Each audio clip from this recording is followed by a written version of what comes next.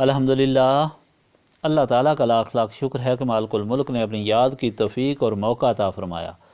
لاکھوں اور کروڑوں درود حضرت محمد مصطفیٰ صلی اللہ علیہ وآلہ وسلم پر، جن کے طفیل مالک الملک نے یہ مہربانی عطا فرمائی۔ سامعین اکرام، اللہ تعالیٰ نے قرآن پاک میں ارشاد فرمایا، اعوذ باللہ من الشیطان الرجیم، بسم اللہ الرحمن الرحیم۔ اللہ تعالیٰ کی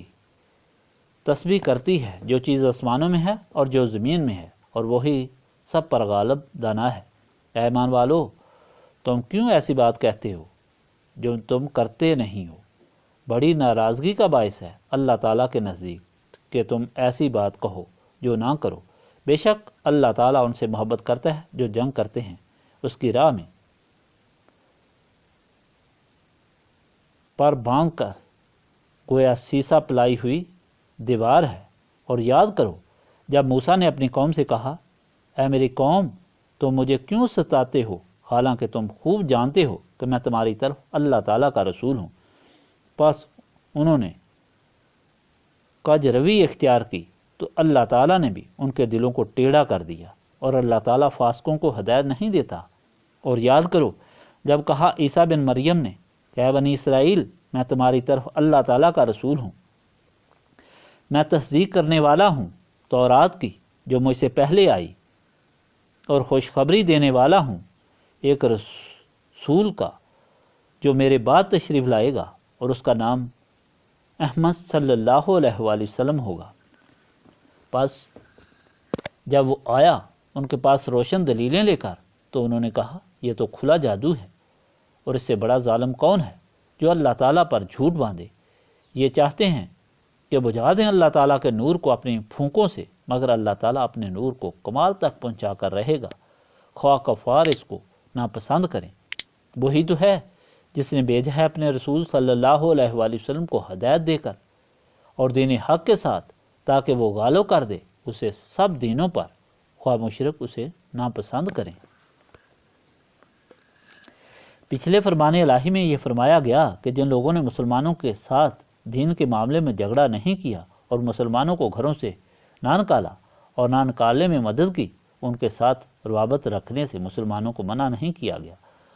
نہ ان پر احسان کرنے اور انصاف کرنے سے منع کیا گیا۔ صرف ان لوگوں کے ساتھ محبت رکھنے اور تعلق رکھنے سے منع اس لیے کیا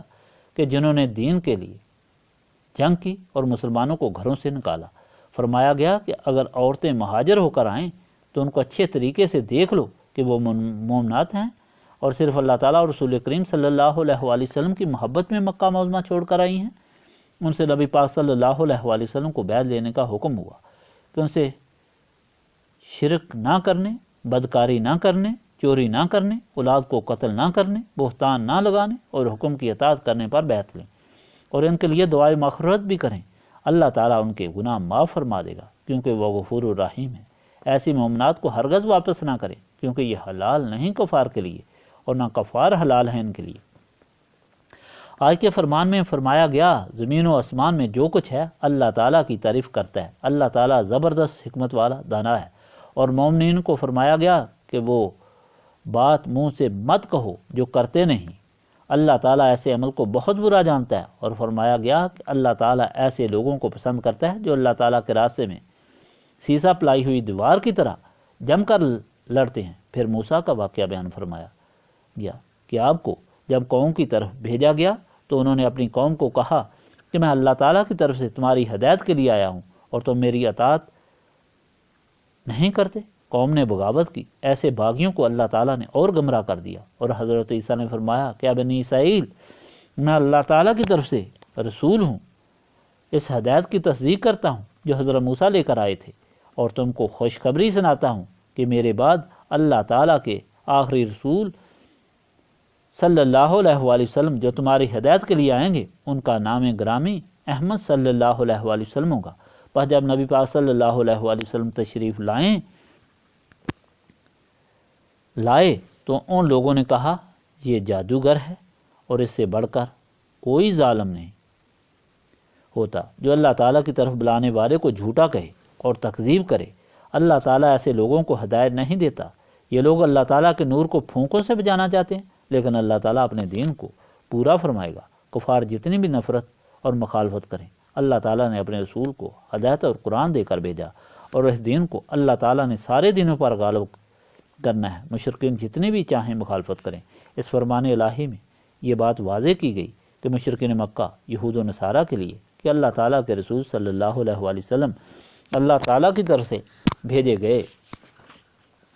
اللہ تعالیٰ کے دین کی اشاعت کے لیے آئے ہیں۔ اس لیے مشرکین مکہ یہود و نصارہ کبھی بھی حضور پاک صلی اللہ علیہ وآلہ وسلم اور حضور اکرم صلی اللہ علیہ وآلہ وسلم کے غلاموں سے مقابلہ نہیں کر سکتے۔ جس طرح حضرت موسیٰ سے مقابلہ کرنے والے تباہ و برباد ہوئے،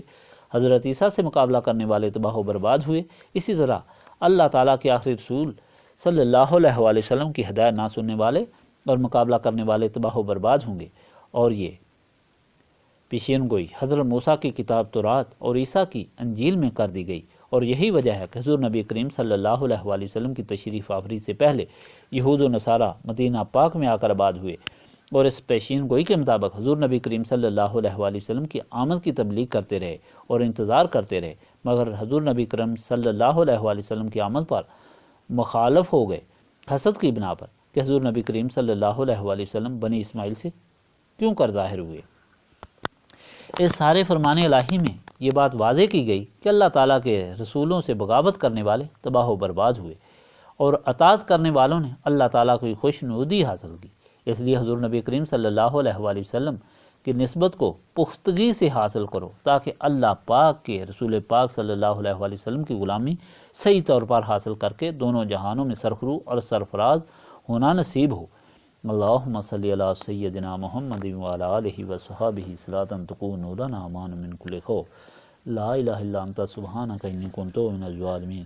ربنا آتنا فی الدنیا حسنۃ وفی الآخرۃ حسنۃ وقنا عذاب النار،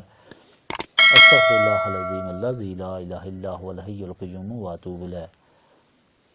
استغفر اللہ العظیم الذی لا الہ الا هو الحی القیوم واتوب الیہ، استغفر اللہ العظیم الذی لا الہ الا هو الحی القیوم واتوب الیہ، ربنا تقبل منا انک انت السمیع العلیم وتب علینا انک انت التواب الرحیم۔